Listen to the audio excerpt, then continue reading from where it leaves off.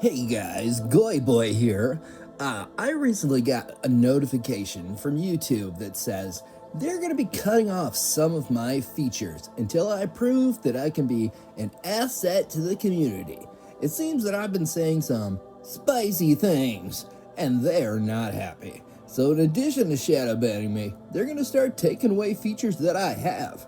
So in an effort to prove that I belong on YouTube and that I'm willing to play ball and do whatever it is they want and make the kind of content they want, we're going to be doing chapter reviews.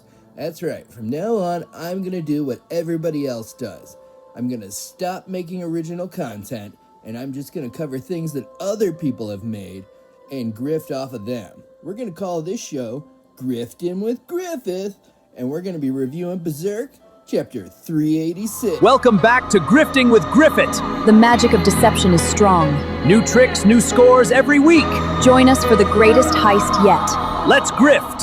So for those of you that don't know, Berserk is a comic that was created in the 1980s by Hayao Miyazaki, best known as the creator of Dark Souls. Here on the front, we have the main antagonist, Princess Griffith, like Casca Griffith. She's an Amazonian that lives in this magical world called Falconia. So here's Falconia. Part of the magic system and part of like the lore and what's like so deep about this is it's like Falconia is this feminist utopia that's run by Amazonian women. But there is one problem. They still get the menses. So what they did is they used their magic and they took all of the menstrual cycles of all of the women and they placed it into a single woman known as the menstrual bearer. And that's this girl here. She's Casca. So you see, she's got a little mark on her neck. That's the mark of menstruation.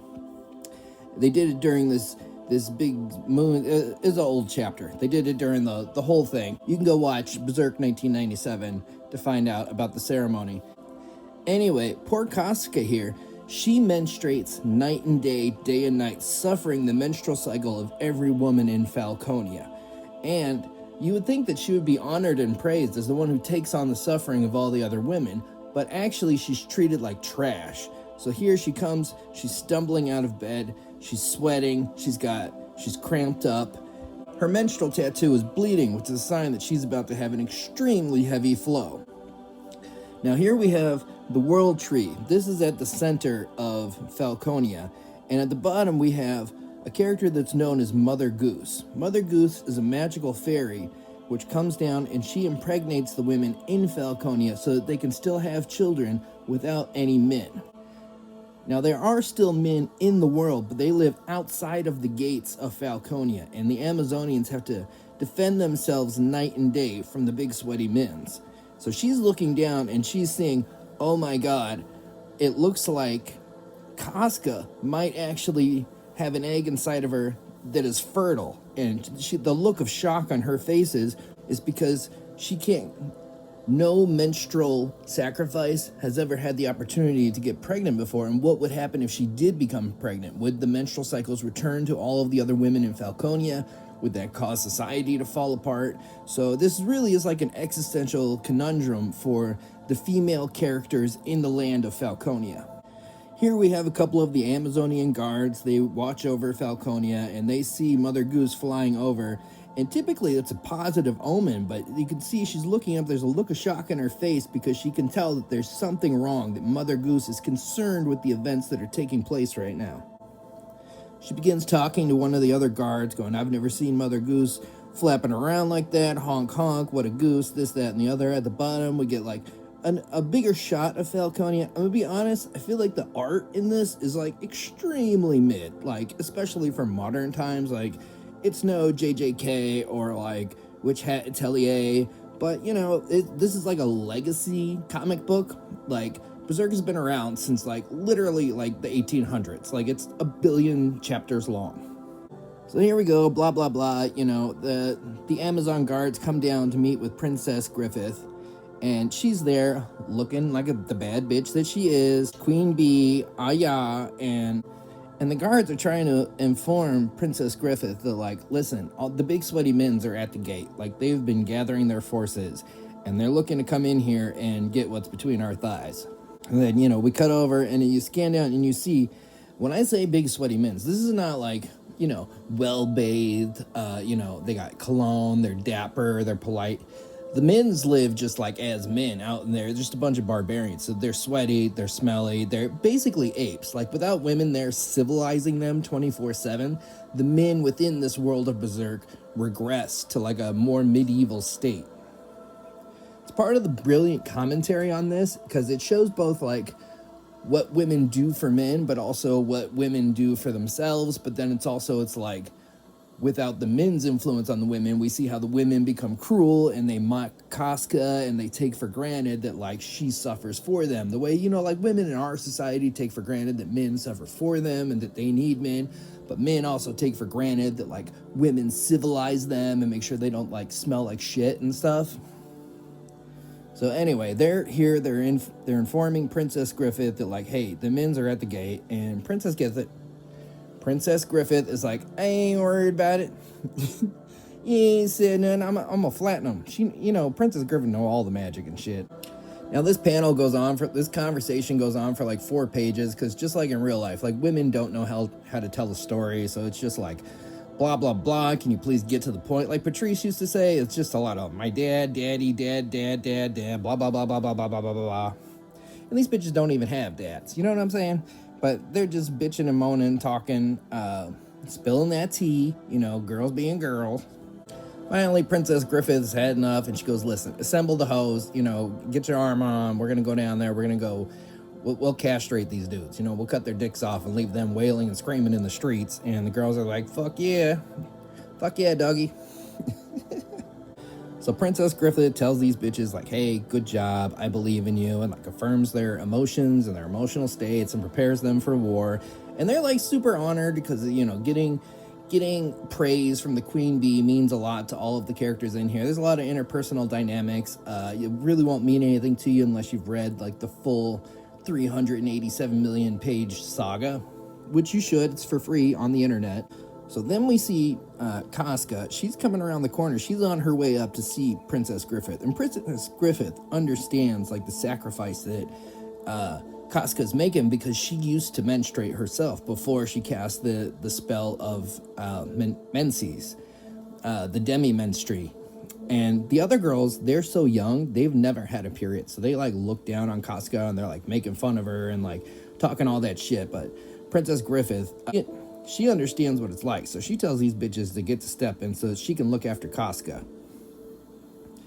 And she starts waxing poetically to Casca and saying like, I remember what it was like, getting cramps, sweating, gassiness, the bloating. She recalls the last time that she had a menstruation, and she recalls it nobly because, you know, she's the head princess and stuff, but I'm sure Casca doesn't feel like it's a noble thing as she's going through it, you know what I mean?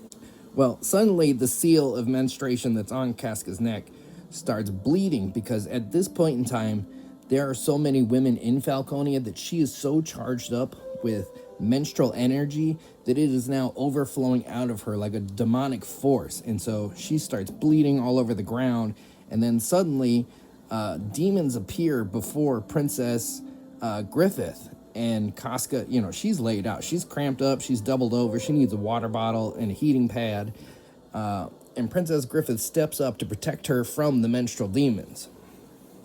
So we see them forming here, and it's in Japanese, but, you know, they're talking all that trash. They're going like, ooh, you're flat-chested. Ooh, you're barren. Ooh, you can't even lactate. They're like all kinds of really catty stuff, and you can see they're kind of like, they look like they're made out of blood and menstruation. That's because they're menstrual demons. It's like literally what they are.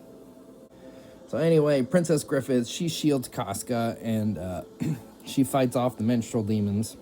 They start warning Princess Griffith, like, listen, you can't just pour all your problems into one person, you know. And by the way, she got a good egg in her. You know, Mother Goose is on her way, and the moment she gets knocked up, it's going to be over, and all you bitches are going to start menstruating again. And it's like they're setting up that, like, the men are at the gate, and Casca's menstruating, and it's like she might actually end up getting pregnant. Like, maybe it'll be like a Romeo-Juliet situation. My theory is that Casca's gonna get pregnant. There's this guy, Guts. He's kind of like the villain of the story, but like, he's like always, he ran into Casca one time and they were like flirting and they like liked each other, but But obviously Casca lives in Falconia and he lives outside of the gate. But like I say, the hordes are building outside of the gate. So I feel like there's going to be like a war, and I think that Guts is going to get in there. He's probably going to knock up Casca, and then all of the women in Falconia are going to start getting their periods again, and it's going to be complete social chaos. So that's what we're probably looking at in chapter 387. But, you know, for now, to end up 386, you see all the menstrual demons start fighting Princess Griffith, but Princess Griffith uses her magic. Like, her magic is what originally sealed all of the menstruations into Casca in the first place. That was during the eclipse. Like I say, you got to watch Berserk 1997 to understand what that part's about.